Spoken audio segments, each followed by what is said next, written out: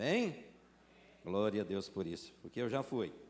Só de estar na casa do Senhor, eu estou igual aquele salmista do Salmo 84, né? Que é melhor estar na casa do Senhor do que qualquer outro lugar. É bom estarmos na presença do Senhor nessa noite, para adorarmos o nome do nosso Deus e para também escutar e ouvir a palavra de Deus e compartilhar com vocês uma palavra. Eu quero que você abra a sua Bíblia em Efésios, no capítulo 4, versículo 27. Efésios 4, versículo 27, somente o versículo 27 para a nossa meditação nessa noite. Eu quero que você abra a sua mente e o seu coração e diga aí no seu coração nessa noite: Deus, fala comigo. Eu saí de casa para ser abençoado por Deus com a palavra de Deus. É tão ruim quando a gente vai em algum lugar e sente que você entrou vazio e sai pior ainda, não é verdade? Mas todas as vezes que nós vamos na presença do Senhor, Deus tem algo para falar conosco. Eu tenho certeza que Ele vai abençoar a sua vida nessa noite. Efésios 4, 27, versículo muito pequeno que diz assim: não deis lugar ao diabo. Repita a igreja comigo: não deis lugar ao diabo. Não deis lugar ao diabo. Queridos, eu quero contar uma história para você e abra a sua mente para você entender. Numa cidade do interior, uma cidade bonita, cidade do interior, havia um homem muito rico. Esse homem era rico, mas ele também era muito orgulhoso, ele se sentia o melhor, o pavão. Mas também era um homem muito ambicioso, gostava de dinheiro, gostava de fama, gostava de ser elogiado pelas pessoas. Esse homem, então, ele tinha uma certa razão, realmente ele era rico, ele tinha um sítio, que ele gostava de fazer churrasco para os seus amigos, receber as pessoas e ali mostrar as suas coisas. Está vendo aquela vaca? Custou 200 mil reais. Está vendo aquele cavalo? É um cavalo Campolina que eu comprei por 100 e tantos mil lá no feirão do GV, no agro do GV. Ele contava as suas histórias, então ele tinha uma certa razão, porque realmente ele era rico. Mas esse homem também construiu na cidade uma bela casa. E a casa desse homem era a casa mais bonita daquela rua.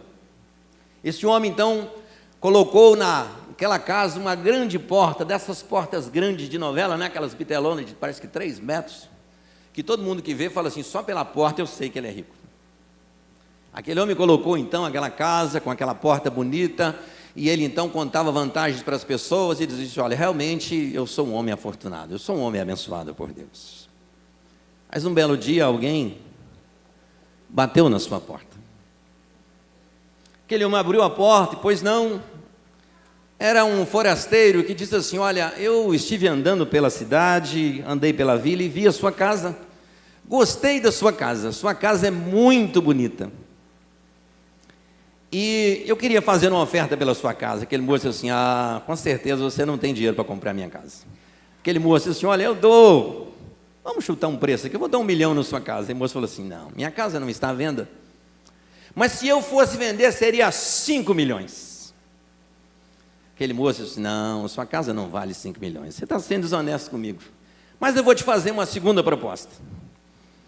Eu quero o direito, e eu quero comprar o direito apenas de alguns centímetros na sua porta, que eu quero bater um prego na sua porta.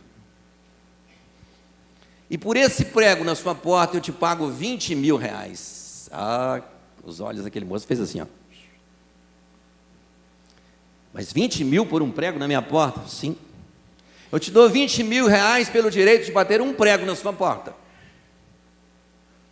Aquele moço pensou um pouquinho, seu coração encheu de alegria. Puxa vida, nunca ganhei 20 mil reais tão fáceis. A esposa daquele moço era um pouco mais prudente, falou assim: marido, olha, se fosse você eu não fazia isso.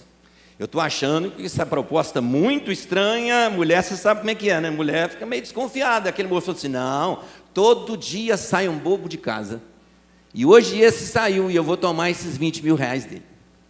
E falou assim: aqui, pode bater o seu prego. Aquele moço tirou o martelo e o prego da sua sacola, foi na sua porta e bateu o prego. Aquele moço então tirou um papel da sua bolsa e falou assim: assina aqui, Porque esse é o nosso contrato, que eu gosto que fica tudo bem registrado. Aquele moço, então, guardando o dinheiro, as suas pressas, 20 mil reais, assinou logo o papel. Aquele moço botou o seu papel na bolsa e sumiu no mundo. 1 mês, 2 meses, 3 meses, e aquele moço contando vantagem. Eu nunca ganhei 20 mil reais tão fáceis. Aquele moço, depois de 6 meses, aquele moço bate na sua porta. Ele disse: o senhor ainda tem que, enfim, o senhor apareceu, hein? O senhor não disse para que servia aquele prego? Eu falei: pois é, hoje eu vim usar o prego. O senhor me dá licença? Aquele moço então entra, com uma sacola preta na sua mão, tira 2 gambá mortos e pendura no prego. Aquele moço indignado falou: peraí, você não pode fazer isso, você não pode pendurar isso aí é carniça.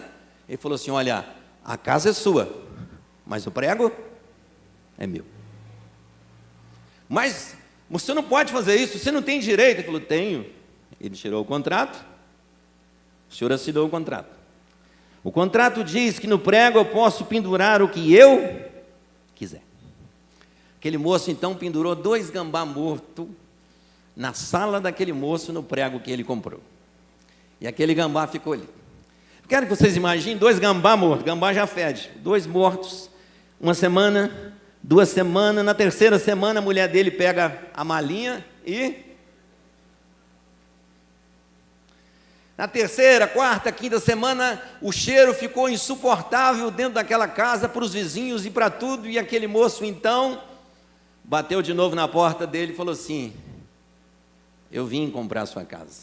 E aquele moço, desgostoso com a casa, com a situação, depois de ter perdido sua esposa, filho, tudo que ele tinha, ele vendeu a sua casa a preço de banana. Qual a lição que essa história pode trazer para mim e para você nessa noite? É que o diabo, ele não pode ter o direito ou ter um prego na sua vida. Se você permitir que o diabo bata um prego na sua porta, ele vai destruir tudo que você conquistou e que você tem. O orgulho e toda aquela vaidade daquele moço não deixou que ele enxergasse que aquilo era uma cilada do diabo. E o apóstolo Paulo está dizendo nesse texto: não deis lugar ao diabo. E eu quero te dar aqui algumas razões que eu anotei aqui, que quase todas estão em João capítulo 10, porque que o diabo não é confiável. Tem uma mensagem de Billy Graham, que eu escuto muito Billy Graham, e ele diz assim: olha, você não pode negociar com o diabo, porque o diabo não é confiável. Escutou isso, igreja? Você não pode abrir mão, você não pode negociar, você não pode ter um prego na sua porta, porque o diabo não é confiável. E a primeira razão que o diabo não é confiável é porque a Bíblia diz em João 8,44 que ele é mentiroso desde o princípio e que ele fala do que lhe é próprio a mentira e que ele é o próprio e é o pai da mentira. Como que você vai abrir concessões e negociar com alguém que é o pai da mentira? Você já teve a sensação de estar sendo enganado e você mesmo assim cai? Aquela pessoa que já pediu dinheiro para você emprestar 10 vezes e chega você de novo e conta a mesma mentira, você empresta o dinheiro de novo? Tem um ditado por aí que diz que fazer uma bobagem uma vez é bobagem, na segunda vira burrice, não é isso? Mas muitas vezes a gente faz. Você empresta o cartão para o sujeito uma vez, ele não paga, ele chega para você: menina, mas estou precisando do seu cartão emprestado. Você fala: tem um coração tão mole.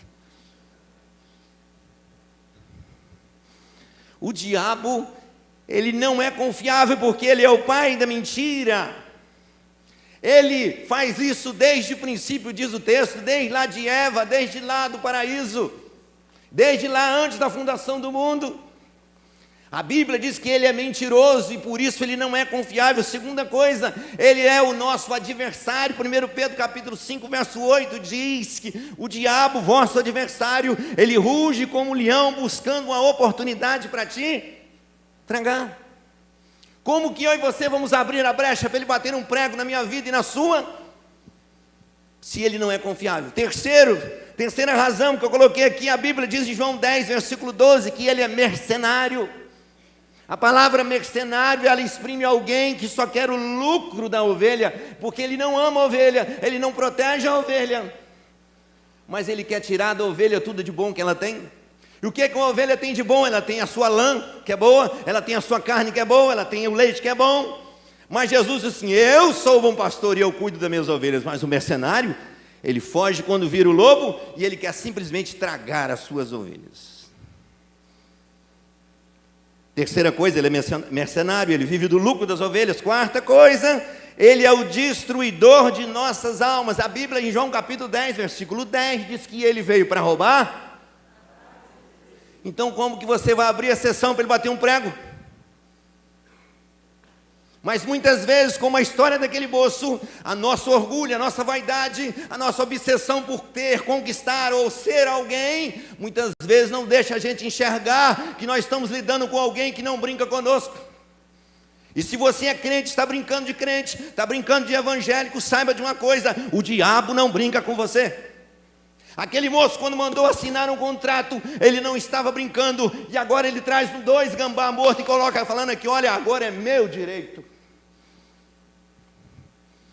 O diabo vem para roubar, matar e destruir. Preste atenção: se ele tiver um prego na sua vida, ele vai destruir tudo que você tem.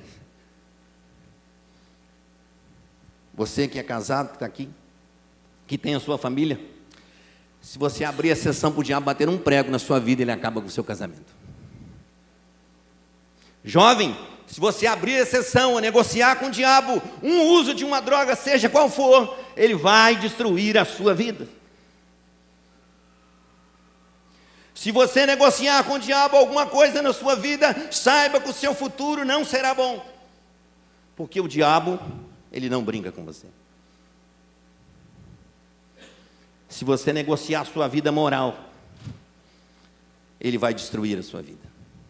Se você negociar o seu ministério, se você deixar ele bater um prego no seu ministério, ele vai acabar com o seu ministério. Quantos grandes homens de Deus estão na lama hoje? O seu nome hoje virou chacota nacional. Sabe por quê? Porque muitas vezes o diabo chega com as suas propostas e bate um prego na sua porta, e daqui a pouco vira um escândalo nacional, a igreja foi para o brejo, a sua vida espiritual, a sua família acabou, porque muitas vezes ele deixou que o prego fosse batido. Quantos casamentos acabados, quantas famílias destruídas, porque há uma aventura amorosa fora do casamento, é um prego batido do diabo na sua vida. Então tome cuidado, não abra exceção. Não brinque com o diabo, porque ele não brinca com você. Paulo está escrevendo aos Efésios dizendo assim: não deis lugar ao diabo. E quando nós falamos da igreja de Éfeso, precisamos de prestar atenção que Jesus também mandou uma carta para a igreja de Éfeso. Apocalipse, capítulo 2, Jesus Cristo manda uma carta para a igreja de Éfeso, falando assim: tenho contra ti que abandonaste o teu primeiro amor. A igreja de Éfeso tinha deixado bater um preguinho lá, e eles deixaram o primeiro amor. Se você bater o prego, se o diabo bater o prego, ele terá direito na sua vida. E quando nós damos direito ao diabo de alguma coisa na nossa vida, ele entra por legalidade. E você fala assim: mas pastor, eu não sei o que está acontecendo. Aquele moço, quando ele se deu por conta, o prego já estava batido, aqui o testamento já estava assinado, e já não podia fazer mais nada. Mas a sua esposa já tinha ido embora, seus filhos já tinham ido embora, sua casa já não valia mais o valor que tinha, ele já tinha perdido tudo. Então nós precisamos abrir o nosso coração, abrir a nossa mente para entender que nós não podemos negociar com o diabo. O diabo é o nosso inimigo, ele não é o nosso aliado. Não deis lugar ao diabo. Queridos, a segunda coisa que aconteceu ali foi que o diabo, aquele moço que representa o diabo nessa história, ele pendurou uma carniça no prego. E aquela carniça começou a exalar o seu mau cheiro da casa para fora.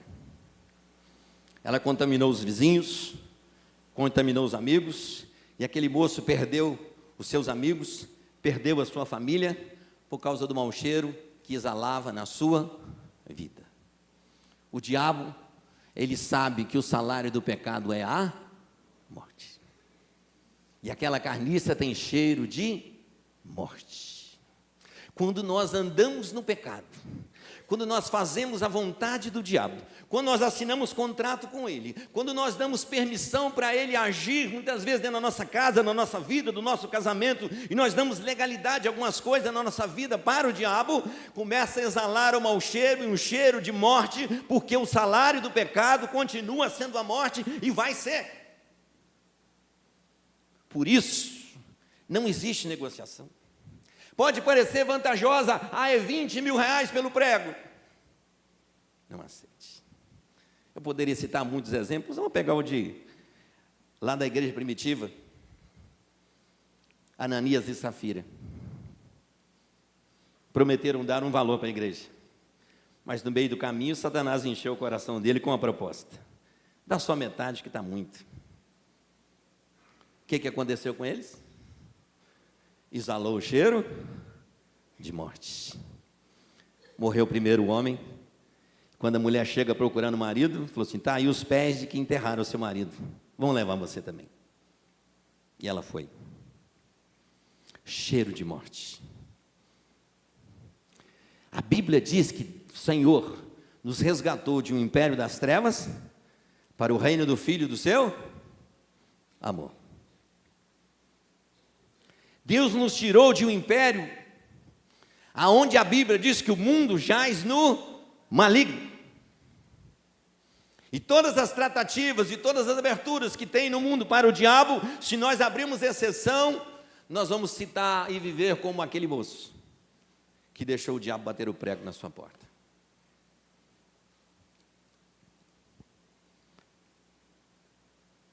Paulo diz assim: não deis lugar ao diabo.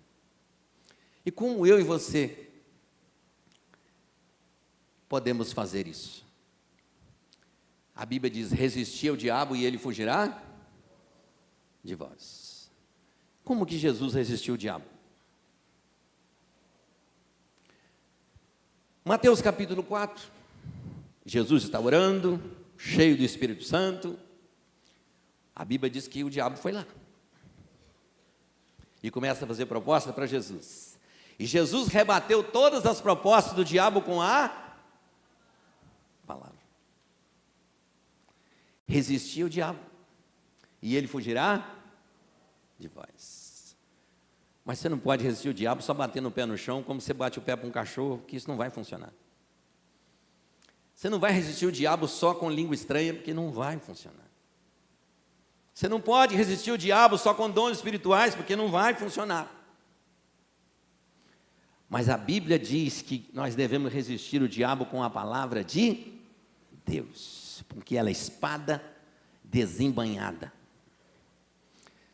O apóstolo Paulo também fala em Efésios capítulo 10, dizendo que eu e você temos que estar revestidos de toda a armadura de Deus. Para fazer o que, igreja? Simplesmente para ser um crente abençoado, para ficar bonitinho na fita? Não, para resistir no dia mau, e para ficar de pé no dia mau, e para resistir o diabo. Para que você possa não dar lugar ao diabo, você precisa conhecer a palavra de Deus, você precisa colocar a palavra em prática. E eu tenho dito lá na minha igreja que a pior parte do evangelho é colocar a palavra em prática. Pastor, eu decorei a Bíblia. Maravilhoso. Mas a segunda pergunta é: você colocou em prática? Tem algumas coisas na matemática que a gente decora que não servem para nada para a maioria de nós, não é verdade? Para que serve a regra de 3 para mim, que sou vendedor? Não serve para nada. Para o físico sim, mas para mim não. Ele coloca em prática, eu não. Eu só preciso saber quanto custa e quanto que custa. Mas na palavra de Deus, não tem como eu servir a Deus, não tem como eu andar na presença de Deus, não tem como eu fazer a vontade de Deus sem conhecer a vontade de Deus expressa na sua palavra. Por isso, eu e você só vamos conseguir resistir o diabo, só vamos conseguir resistir o prego na porta, quando nós colocamos em prática a palavra de Deus, quando ela é lâmpada para os meus pés e luz para o meu caminho. O apóstolo Paulo diz que nós devemos tomar a armadura de Deus para ficar firmes contra as ciladas do diabo. Aquela cilada da porta, aquele moço não conseguiu perceber, porque seu coração estava cheio de vaidade, cheio de orgulho. E aquele moço se deu muito mal. Nós temos que aprender algo com essa lição, com essa história. Você não pode negociar com o diabo, porque ele não vai deixar barato. A sua vida é preciosa nas mãos do Senhor, mas na mão do diabo você simplesmente é algo que ele quer exterminar. Preste atenção, queridos. Jesus Cristo, 1 João capítulo 3, verso 8. A Bíblia diz que Jesus veio para desfazer as obras do diabo. Porque Jesus Cristo veio para desfazer as obras do diabo. Pastor, tem esperança? Tem. Jesus veio para isso. Segunda notícia boa é que Jesus Cristo é o carpinteiro de Nazaré. Carpinteiro faz o que com prego? Arranca prego. Bate prego, mas sabe arrancar prego. O carpinteiro de Nazaré veio para desfazer as obras do diabo.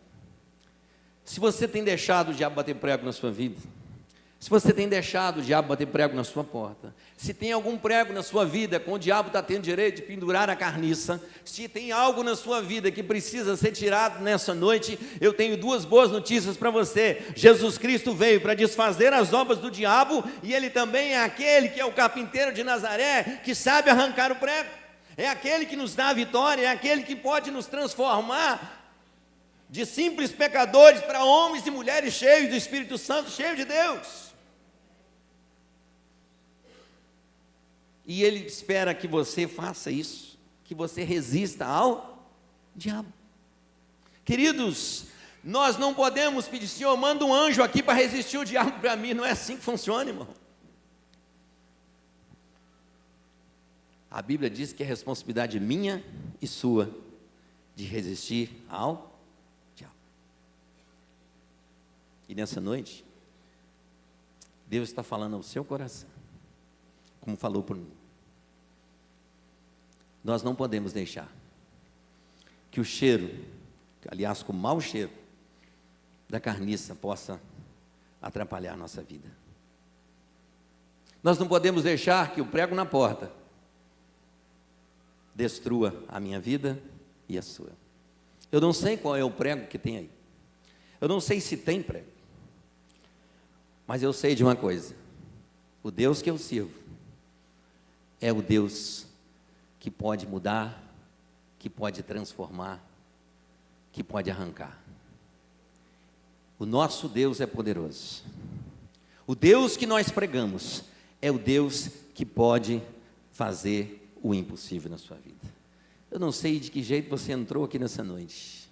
Eu não sei onde essa palavra entrou no seu coração e na sua mente nessa noite. Mas eu quero dizer para você algo. Deus tem uma grande obra na sua vida. Deus tem uma grande obra para fazer na sua vida. Mas se tiver um prego lá, o diabo vai continuar pendurando carniça. Talvez você esteja com o seu casamento meio balançando, atrapalhado. Talvez você jovem está preso em alguma coisa. Talvez você que tem a sua empresa, talvez esteja todo enrolado com algumas coisas. Você precisa olhar e ver onde que está esse prego. E pedir a Deus: Deus, me mostra o que eu preciso fazer para me tirar esse prego da parede. O Espírito Santo de Deus te mostra. O Espírito Santo de Deus te revela. Mas quem tem que arrancar o prego é você. Você tem que dizer: Senhor Jesus, entra na minha vida nessa hora e arranca isso, porque eu quero ser livre. João 8,32 diz o seguinte: conhecereis a verdade, e a verdade vos libertará. Eu quero que você feche os seus olhos agora. E você no seu lugar vai dizer assim: Espírito Santo, abre o meu entendimento agora. Abre o meu coração agora. Fala comigo. Se tem algo em mim que precisa ser mudado, se há algo no meu coração nessa noite que precisa ser tirado, arrancado, eu te peço, em nome de Jesus.